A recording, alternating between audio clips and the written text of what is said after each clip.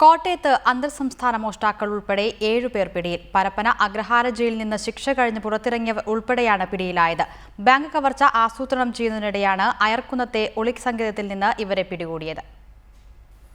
നീണ്ടൂർ സ്വദേശികളായ സോനു പ്രസാദ്, ശരത്, സംക്രാന്തി സ്വദേശി ഷൈൻ, മള്ളുശ്ശേരി സ്വദേശി ലിബിൻ, നട്ടാശ്ശേരി സ്വദേശി ജോഷി, പുതുപ്പള്ളി സ്വദേശി പ്രവീൺ, മലപ്പുറം ചേലേമ്പ്ര സ്വദേശി പ്രശാന്ത് എന്നിവരാണ് പിടിയിലായത്. അയർക്കുന്നം താളിക്കലിന് സമീപത്തെ ഒളിസങ്കേതത്തിൽ നിന്നുമാണ് ഇവർ പിടിയിലായത്. ഇതിൽ പ്രശാന്തിനും ലിബിനുമെതിരെ ബംഗളൂരു, വിജയനഗർ, മജസ്റ്റിക് പോലീസ് സ്റ്റേഷനുകളിൽ കേസുകളുണ്ട്.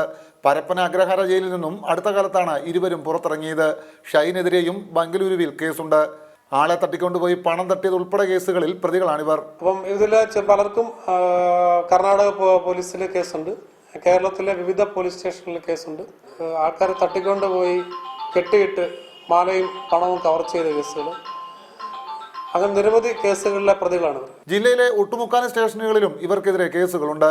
മോഷണത്തിന് പുറമെ കഞ്ചാവ് കടത്തും ഇവർക്കുണ്ടായിരുന്നതായി പോലീസ് പറഞ്ഞു. കഞ്ചാവും മദ്യവും നൽകി സ്കൂൾ കുട്ടികളെ കഞ്ചാവ് കടത്താനും ഇവർ ഉപയോഗിച്ചിരുന്നതായും പോലീസ് പറയുന്നു. പ്രതികളെ ഇന്ന് കോടതിയിൽ ഹാജരാക്കും.